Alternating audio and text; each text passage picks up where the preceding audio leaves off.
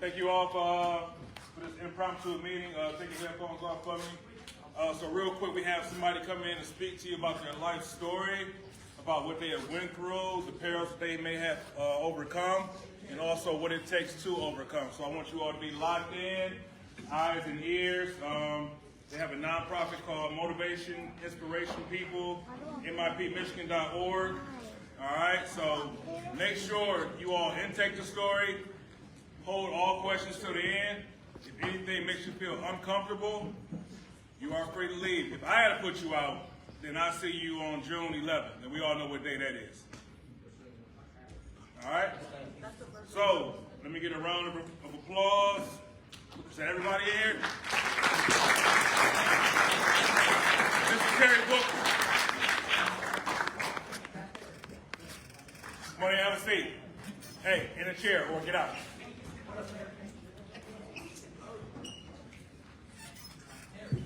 Brandon, step out. Yep, go to your class. Sir, Mr. Shay.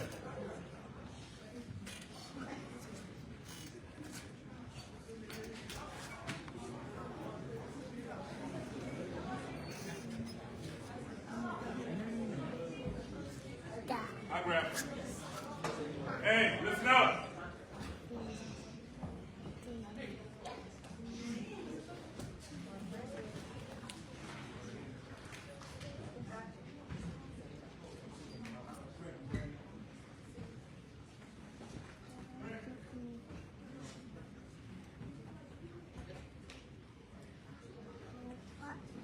Hello, everybody. Hello, how y'all doing?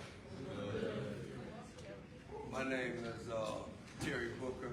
I used to go to this school not too long ago. I grew up in Mount Clemens, from Mount Clemens, and my story is about how I ended up in places that I didn't want to be in. At an early age, I went through the trauma of abuse and physical abuse, sexual abuse, and it altered the way I thought. It altered the way I thought because I didn't want to be a punk, a sissy, or nothing like that. So I went down a different route. I started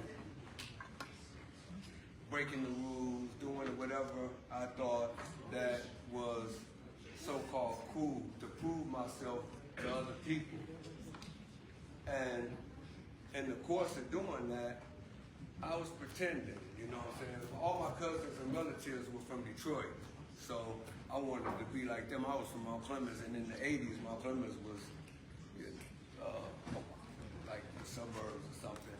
So I started trying to imitate other people and emulate their behaviors. And the more that I did, the more I felt I had to do because it was an act. I was acting and pretending. So I found myself never dealing with what was really going on, and I ended up in juvenile. I ended up in boys training school, Green Oaks, and everything like that. And lo and behold, the learned behaviors became behaviors of mine for real. So I did things to so-called people please. I didn't pay attention in school, skipping school, you know, smoking weed, doing the things that I thought was cool and acceptable amongst my peers. I deviated from everything that my mom and them tried to teach me to try to be accepted by my peers. So school, which came natural to me, I didn't try to do the best that I could do in school. And I find myself now wishing that I would have did the best in school because education is paramount if you're gonna try to be successful in life. But let's get to what my behaviors landed me. So from 13 to 15, I was in Boysville, and I came home for a few months, come back to school. 15 to 17, I got locked back up again. 15 to 17, I was in Green Oaks Training School. And that's where the teenagers with more severe crimes were sent to. And I did 2 years in there. And there, you know, you had to stand on your own. You had to stand on your own. You had to learn how to fight and stuff like that to be accepted in there. And once again, I was pretending all along. I couldn't fight, but I learned how to fight. You know, you learn. So I did 7 to 17. I come back home. I got my GED in the training school, but I wanted to come back to the high school, this high school, and be with my friends and stuff like that. I was gonna graduate, and you know, I would just come back to be with them. We tried to create a gang. We wanted to be this gang, and everything that my cousins did, I brought to Mount Clemens, and so I was kind of something special, I thought, you know, because Mount Clemens was slow compared to Detroit. So I was, you know, looked at in a different light. But that attention, I love that because people gave me attention. They noticed me, this, that, and the other. And my mom, who tried her best, she was, you know, a single mom. She tried to really do everything that she could possibly do to save me from going down the path. But I didn't listen. I thought I was a man. I'm gonna digress for 1 second, tell you about being a man. When I was a little boy, I remember cutting my hair. And I glued hair on my chest, under my arms and stuff like that. And I ran through the house and I said, look, Mom, I'm a man. And she not fired. She woke me so bad. She was like, man, but I thought that's what a man was. Because you had hair on your chest. Then, when I got 17, 18, before I really got locked up, I thought I was a man because of my age. I couldn't wait to be 18.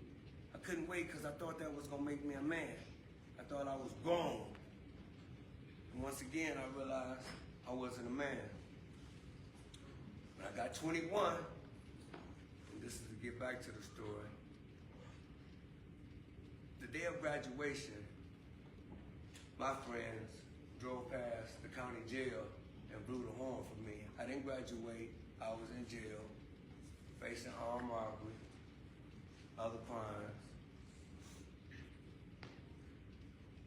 And I think that was one of the most loneliest days that I ever encountered. All my friends were out there, and I was inside of a cell with a toilet. Just me in that toilet. And I still didn't learn my lesson. So at 17, I was on my way to prison.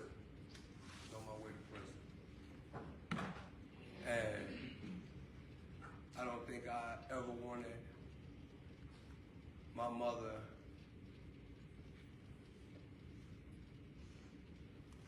worse than at that moment. I don't think nothing I didn't want none of the friends, none of that stuff. I wanted my mother, and I realized that I really wasn't cut out for this type of lifestyle.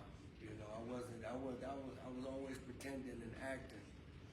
But I was on my way to prison, you know, after chance after chance after chance after chance, teachers, counselors, everybody giving me chances, telling me to do things and this, that. I could have played basketball. I wasn't, you know, that good, but I had a Dennis Rodman game. I could get some rebounds and stuff like that and make a basket or two. But once again, I didn't step up to the plate because I didn't think people would like me. I didn't think that people would like me.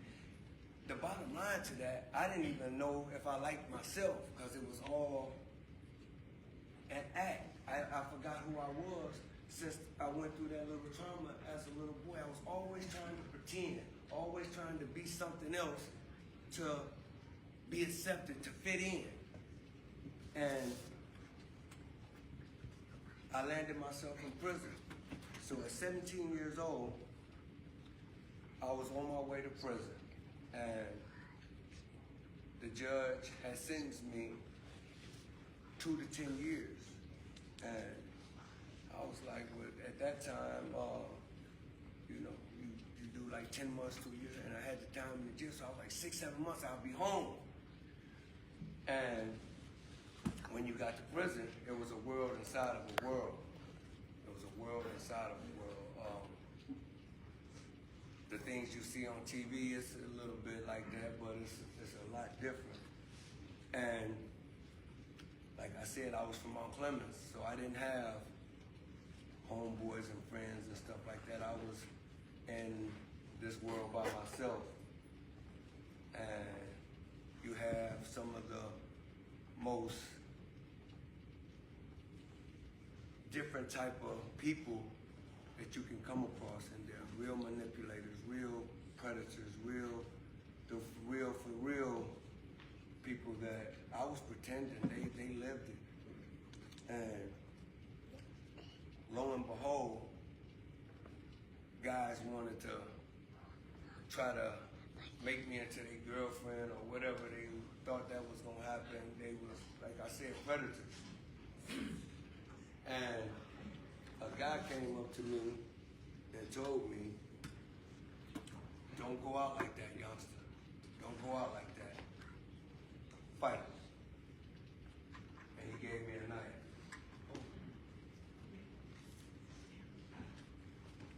And being that I was scared, I took that knife. You couldn't go tell the police. You couldn't tell you got treated in a certain way. I took that knife and I hurt everybody that was involved in that. And I get 5 to 10 more years. So them 6 months was out the window. So now I'm doing 5 to 10 more extra years. But I'm accepted now. I'm accepted in the prison system. He's all right. He'll stand up for himself. He's cool. But I wasn't gonna see my mother. I wasn't gonna see my sister. I wasn't gonna have no Thanksgiving, no Christmases, none of that. None of that, all that was out the window. But now I have something to prove. Now I have something to prove. Because I was insecure all along. I didn't have no one to talk to. In prison, you can't show emotions. You can't show fear. You can't be crying. You can't do none of that. So I didn't know how to process my emotions. Fast forward 20 years later, that 17, 18-year-old guy comes home at 38 years old. I come back to Mount Clemens. I'm a changed man, definitely. I'm a changed man. The girls that I went to high school with, the guys that I went to high school with, the gang, I couldn't wait to see them. Because they never wrote me not one letter. No one checked on my family. No one, it wasn't everything that everybody did. The girlfriends that I thought I had, they probably was, whatever. But I ran all the way to this guy's house, this one guy. I ran. People funny because we was like this. We used to stand in this auditorium and we thought we was something. And everybody looked at us and looked up to us. And I ran all the way to his house until he went home. And I was, hey, look who home, baby. Look who back. And the words that came out of his mouth crippled me. Because I took the case for them. I didn't nobody went to prison but me. I was solid. I was real. He said, Terry, I changed my life now. Got a wife. And they don't want you here. And I'm like, what? I did all that for you. I mean, took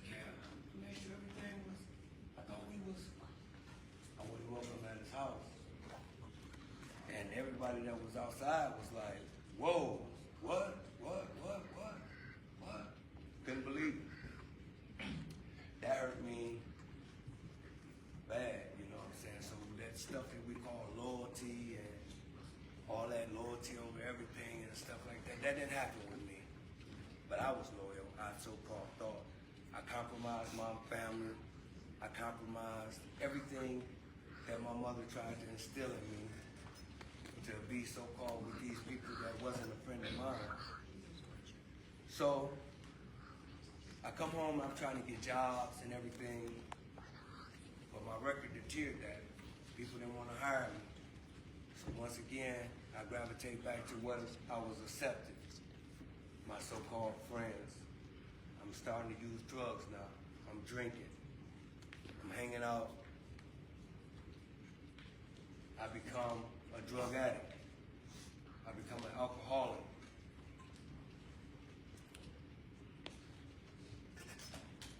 I didn't think that I had a problem.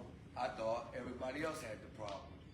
So what happened to you doesn't mean it's gonna happen to me. I wouldn't listen again. I didn't listen again. The lady right here, that's my wife. She, thank you.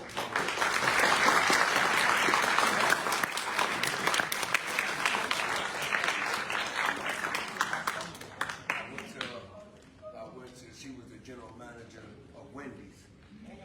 And I see you, Brandon. And I see, tell her I need a job. And she's looking at me like, and so she gave me a job.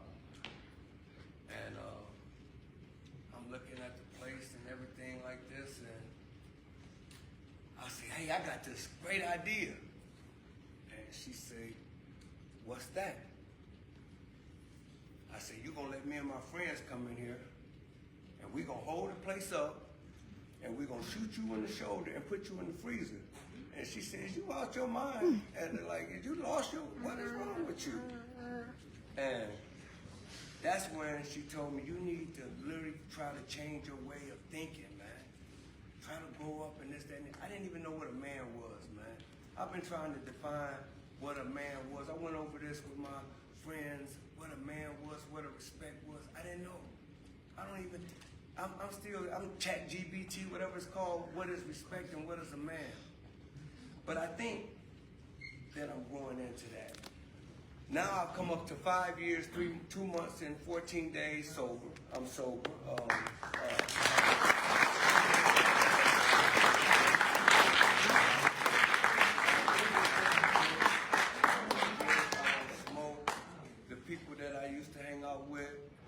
You know, we see each other, it's all love, but, you know, you're doing your thing, I'm doing my thing. Lo and behold, the lady right here is my probation officer.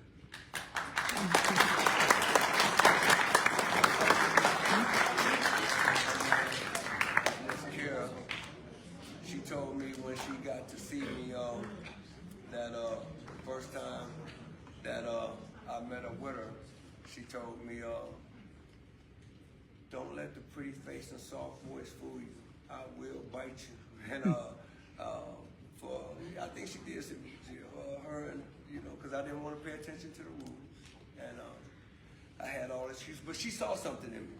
She saw something in me, and when I started to, I was hurting, but I never expressed that stuff that I went through as a kid. I never expressed it because I was ashamed to go through that. I didn't want to admit that somebody took advantage of a kid. You know, we think that we the blame of that for somebody. When I finally came and talked to somebody about those type of things that happened to me, it freed me. I was no longer in the mental emotional prison that I was, because I did nothing wrong. An 8-year-old kid can't, you know, ward off the stuff that he went through.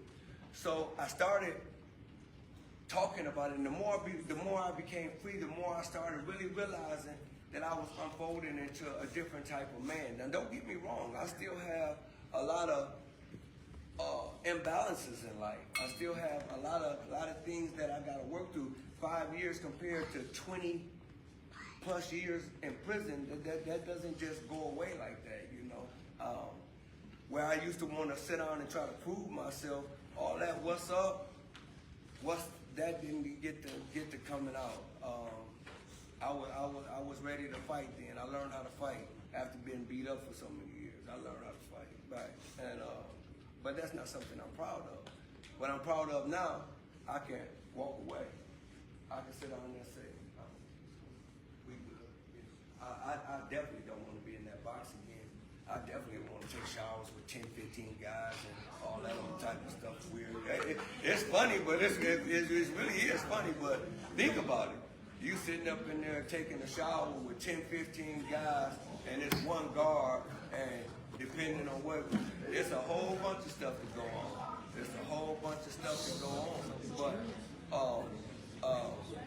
you know, and I learned how to cook in prison.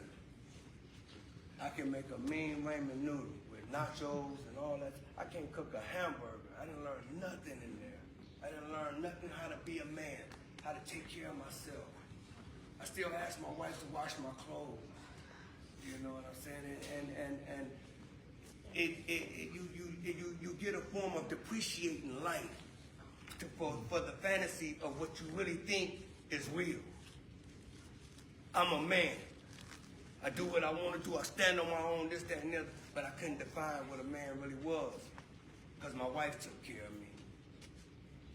My wife worked. I'm in and out of jail, on drugs. Nothing responsible about what I did. Nothing accountable about what I did. I asked myself today, what is being a man? A man has integrity.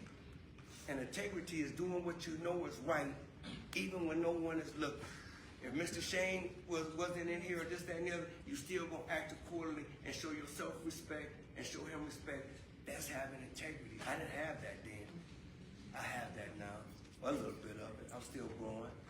A man is being accountable, doing what you know is right, respecting other people. I didn't think I had to respect other people. I thought I was something that I wasn't. I thought I was something that I wasn't. That a reputation or something meant something. Now I think that I can sit down here and lead by an example, by showing a person that it's okay to say, hey, I apologize. It's okay to say, hey, I was wrong, I didn't mean that, excuse me, and not worry about, man, you soft, or you this, or you this, or you. I don't worry about that. Lo and behold, I'm in the gym, I'm working out with Donna, Penny, and a few other people, and we create this organization, the MIPs, Motivational, Inspirational People.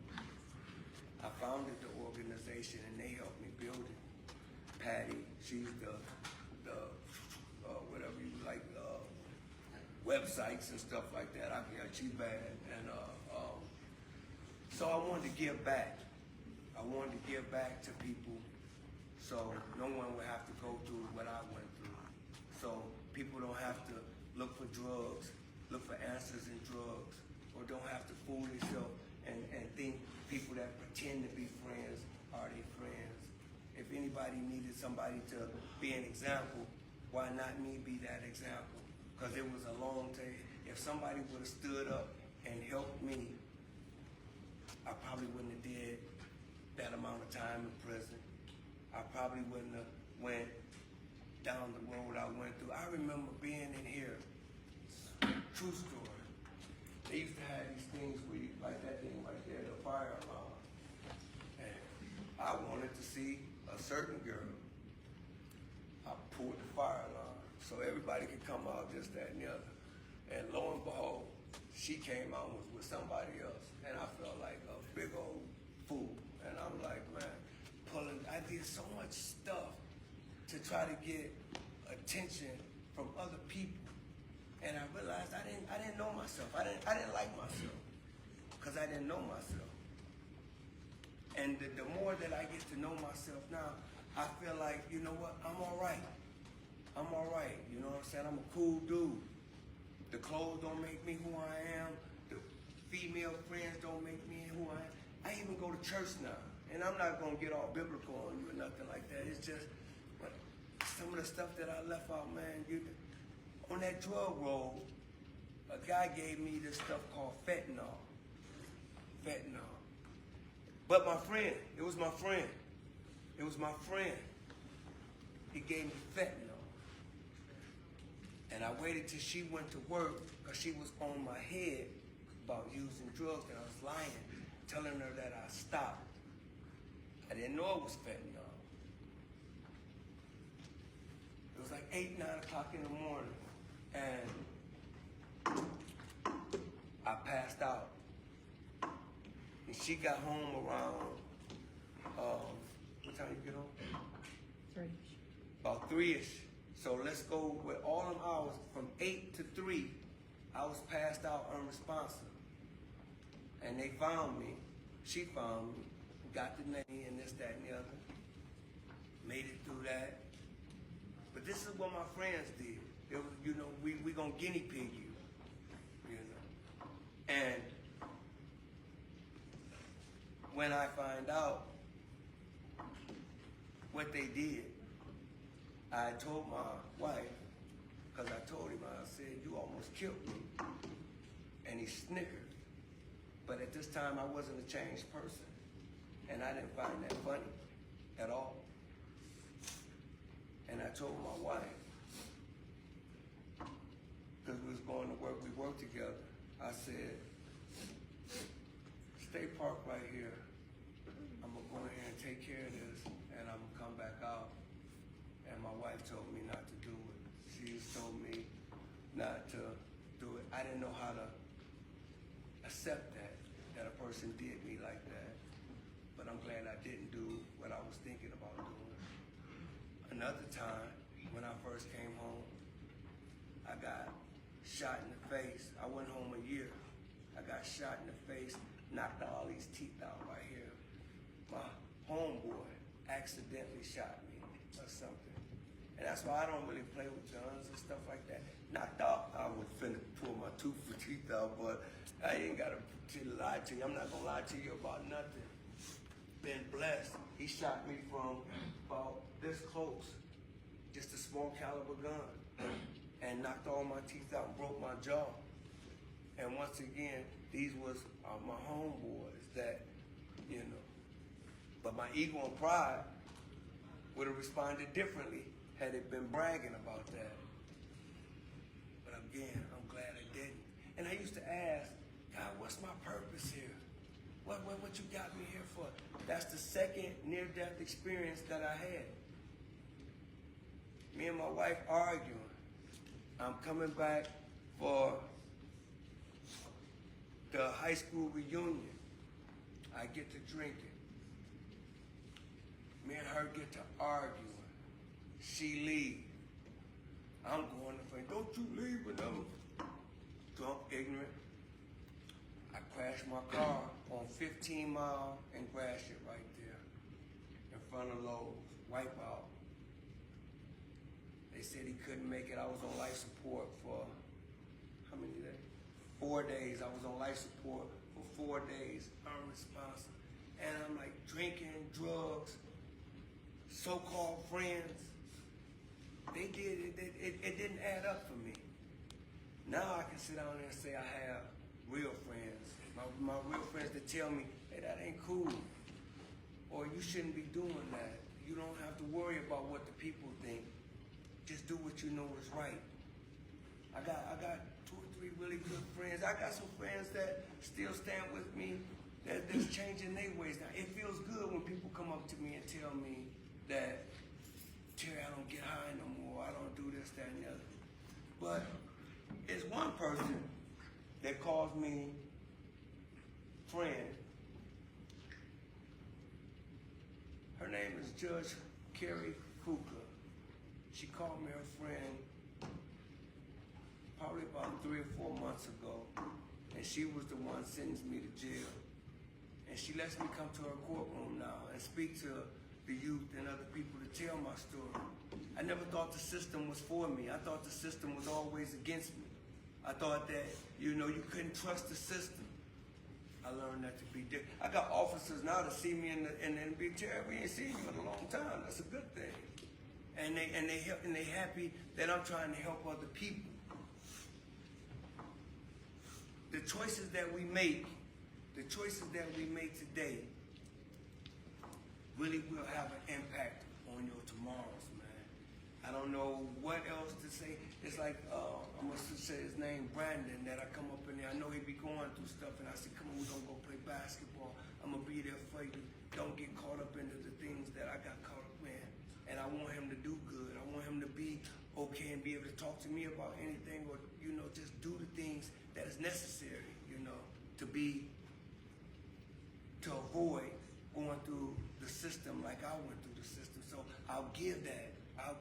And anybody that I'm able to give a hand to or lean a shoulder on, I'll give that. Because when people didn't care about me, I choose to care about other people. And if we all just take a hand and just doing what is we know is stand up, like respecting our parents, we respect our parents to their face. We're going to respect Mr. Shane to his face. We're going to respect ourselves. But respecting them when they're not around. When you know you're supposed to be doing this.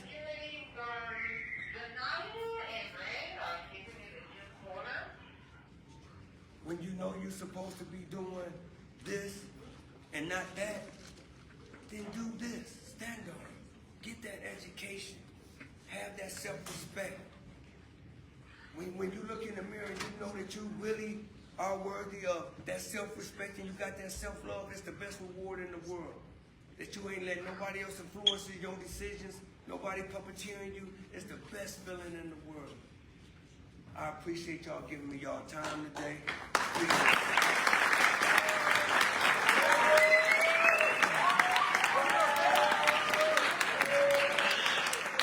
Have a seat. All right, so real quick. We have these bags for anybody that would like to ask a question, and anybody just to say it's not a lot, but anybody that would like an MIP bag or ask a question before y'all put it. Yep. So what I'm gonna do is I'm gonna dismiss. I want you to ask your personal questions to the side. All right. So first, let me dismiss my high schoolers. If you have a question, meet me at the stairs. High school only.